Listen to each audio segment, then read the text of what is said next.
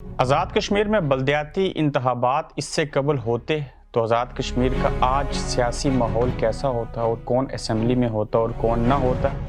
Matric کی شک کے بغیر یہ الیکشنز کتنے بے معنی تھے؟ اوورآل بلدیاتی الیکشن کے اندر کتنے ہزاروں امیدوار جو ہیں وہ حصہ لیں گے؟ اس کی اعداد و شمار کیا ہیں؟ اس کے اوپر آج بات کریں گے۔ السلام علیکم، آپ دیکھ رہے ہیں گورکھ دندہ ابرار قریشی آپ سے مخاطب ہوں۔ آزاد کشمیر کے بلدیاتی انتخابات جو کہ متنازع بنے، سیاستدانوں نے ان کو روکنے کی کوشش کی، اس کے اوپر تفصیلی بات ہو چکی۔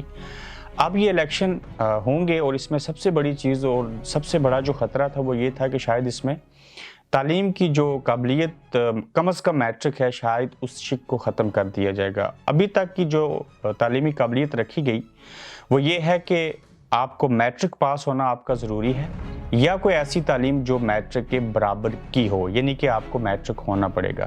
اس چیز کا اتنا بڑا فائدہ ہے کہ کم از کم جو پرانے لوگ تھے ان میں سے اچھے لوگ بھی ہیں، وہ پرانا دقیانوسی اور برادری کے نظام کی وجہ سے اور پارٹی کی بنیاد کو وجہ بنا کے جو الیکشن میں لوگ آنا چاہتے تھے، وہی چہرے وہی چیزیں وہ کم از کم رک جائیں گی اور نئے لوگوں کو موقع ملے گا، پڑھے لکھے لوگوں کو موقع ملے گا جو سامنے آئیں گے اور لوگوں کی نمائندگی کریں گے گراس روٹ لیول کے اوپر۔ دنیا کے اندر جتنے جمہوری ملک ہیں اور جہاں پہ ترقی ہے، اس برطانیہ کی مثال آزاد کشمیر کے ساتھ دینا تو نہایت ہی عجیب سی بات ہوگی، مگر بتانا یہ ضروری ہے کہ یہاں پہ لوکل گورنمنٹ کا نظام ہے، لوکل کونسل اس کو کہتے ہیں، یہاں سے کونسل بنتے ہیں، پیرش کونسل، بلکہ ان بلدیاتی نظام سے بھی نیچے ایک نظام ہے، تو جس کی وجہ سے یہاں کسی بھی سڑک کے اوپر جائیں تو وہ بہترین طریقے سے ہوگی، جب وہ بنے گی تو کسی کی تختی لگی نہیں ہوگی، کسی کو ہار مالے نہیں ڈالتے، کسی کی محتاجی نہیں ہے، اور ممبر آف پارلیمنٹ کا جو ایم پی کا رول ہے، جیسے پاکستان میں ایم این اے ہے اور ہمارے اسمبلی کے لیجسلیٹو اسمبلی کے جو ممبران ہیں، انہیں کہا ہی نہیں جاتا کہ آپ سڑکیں بنائیں، ان کا کام قانون سازی کرنا ہے، لاز بنانے ہیں، بڑے ایشوز کے اوپر بات کرنی ہے، انٹرنیشنل لیول پہ بات کرنی ہے، نیشنل لیول کی بات کرنی ہے، لوکل ان کا کام ہی نہیں ہے، بجٹ سکیمیں اور سارا کچھ ان کے حوالے کر دیا جائے۔ بلکہ آزاد کشمیر کے اندر جو لیجسلیٹو اسمبلی کے لوگ ہیں، میرے خیال سے جو اس کا کردار ہے، ان سب کو تو LLB ہونا چاہیے ان کی قابلیت، مگر بات یہ کرنی ہے کہ اگر آزاد کشمیر کے اندر اس سے قبل بلدیاتی الیکشن ہوتے تو آزاد کشمیر کے اندر کا ماحول کیسا ہوتا؟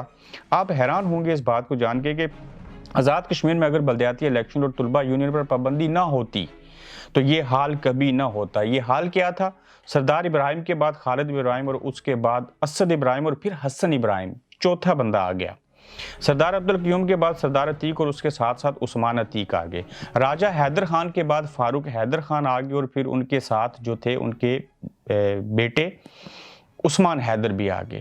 اس کے بعد آپ دیکھیں کہ سردار سکندر فتح محمد کریلوی صاحب، پھر اس کے بعد سکندر حیات صاحب مرحوم، اور اس کے بعد سردار نعیم، اور اب فاروق سکندر، اور آگے کہا جا رہا ہے کہ عمیر نعیم ہو سکتے ہیں۔ مطلوب انقلابی، ان کے بعد ان کے بیٹے ولید انقلابی صاحب آگے، پھر چودھری یاسین صاحب، اور چودھری یاسین صاحب کے بعد عامر یاسین، اور اب بلدیاتی الیکشن میں تیسرے بیٹے کو لانچ کرنے کی کوشش ہو رہی ہے ڈسٹرکٹ کونسل کے لیے۔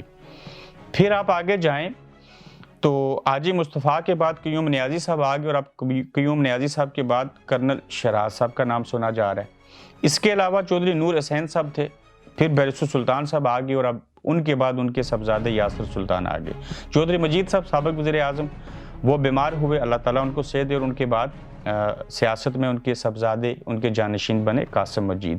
صغیر چغتائی صاحب، پھر اس کے بعد شاہدہ صغیر، اور اب احمد صغیر۔ یاسین گلشن کے بعد رضوان گلشن، چودھری عزیز کے بعد محسن عزیز، ممتاز حسین راٹھور صاحب کے بعد فیصل ممتاز راٹھور، سردار خان بہادر خان کے بعد عامر الطاف، اور سردار ارزش آگے، غلام صادق خان کے بعد سعود صادق آگے۔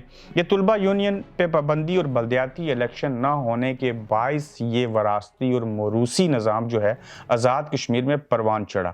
کچھ نہ کچھ فرق ضرور ہوتا اگر یہ پچھلے 30 سالوں سے بلدیاتی الیکشن ہوتی، اور آزاد کشمیر کا ڈھانچہ اکثر میں کہتا ہوں کہ 1,56 ارب روپے کا سالانہ بجٹ ہے، دنیا کا واحد خطہ ہے جس کی آبادی 50 لاکھ ہے، جس میں سے 15 لاکھ لوگ باہر ہیں کشمیری، اور جو باقی ان کے پاس 35 لاکھ لوگ بچتے ہیں۔ ان 35 لاکھ لوگوں کو سرو کرنے کے لیے 1,34,000 ملازمین ہیں۔ یہ مثال پوری دنیا میں کہیں نہیں ملتی، اور یہ ورلڈ ریکارڈ ہے، اس کو کسی بک کے اندر درج ہونا چاہیے۔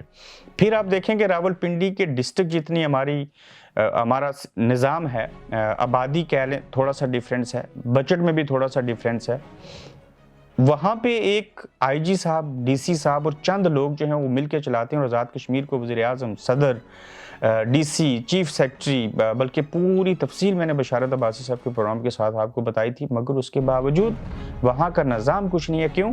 कि वहाँ जिसकी लाठी उसकी भैंस, एक वज़ीर तामीरात आमा क्या बन जाए तो उसी को वो बजट दिया जाता है, मर्जी से सड़कें करे, सारा कुछ करे, जितनी मर्जी करप्शन करे। ऑडिट का कोई निज़ाम नहीं है वहाँ पे सरे से।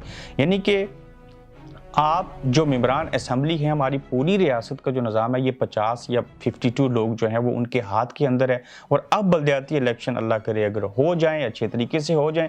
मैं ये भी नहीं चाहता था कि इनको पार्टी की बुनियाद के ऊपर होना चाहिए, ये मुताजी होगी। पार्टी शायद किसी को लेटर ही ना दे कि ये हमारा पार्टी का बंदा है, वो लेटर देगा तो उसके बाद उसको बतौर उम्मीदवार कंसीडर किया जाएगा। बहरहाल जो भी है, कुछ ना होने से कुछ बेहतर होगा। और ख़ासकर जो तालीमी कबलियत रखी गई आज़ाद कश्मीर की तारीख में, एक तब्दीली रोनमा होगी, इक़्तिदार ऊपर से नीचे तक मुंतकिल होगा, लोग दूसरों के चुंगल से बाहर निकलेंगे, मुताजी कम होगी।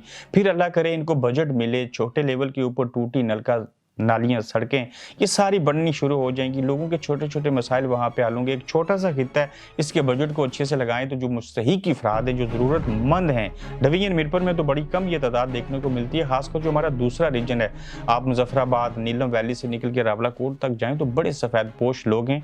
उन्हें आप 1600 से 2000 रुपये हर शख्स को आज़ाद कश्मीर हुकूमत तनख्वाह, टीए, डीए, पेंशन्स दे के माहाना वजीफ़ा दे सकती है। खिलाफत राशिदा के दौर को वापस ला सकते हैं। इस मुल्क में गैर मुस्लिम हमारी चीज़ों को अपना के चीज़ें कर रहे हैं। बहरहाल अपना फीडबैक दीजिए। अल्लाह करे इलेक्शन हो जाए, और इलेक्शन में कौन कौन कहाँ से हिस्सा ले रहा है, इस वीडियो के नीचे आप अपनी तफसील ज़रूर भेजिए, क्योंकि हम गोरखधंधा के प्लेटफॉर्म से इसके ऊपर पूरी सीरीज़ करेंगे।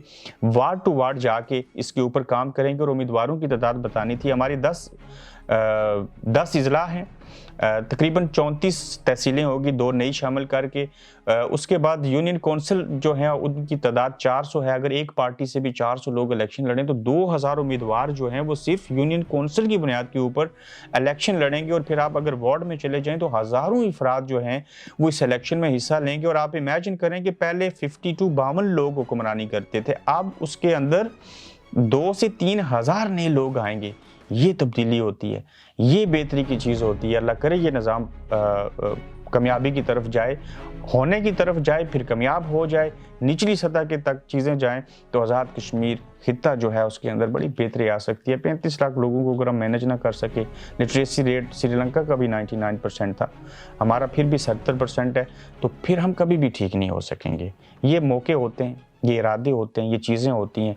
जब एक चीज़ आती है तो उसके ऊपर गौर व फिक्र कीजिए, उसके ऊपर अच्छे से इंप्लीमेंट किया जाए। कुछ ना होने से कुछ बेहतरी होती है और फ़र्क ज़रूर पड़ेगा। अपना फीडबैक दीजिए, यहाँ अपना नाम और फ़ोन नंबर ज़रूर नीचे लिखिए। हम कोशिश करेंगे कि यूनियन कौंसिल की हद तक वार्ड टू वार्ड आके इस चीज़ के ऊपर आप लोगों को एक प्लेटफॉर्म दिया जाए जहाँ से आप बात करें, अपने इरादे ज़ाहिर करें और इस चीज़ को हम आगे बढ़ाएं। अल्लाह हाफिज़। आप देख रहे हैं गोरखधंधा अब्रार कुरैशी के साथ।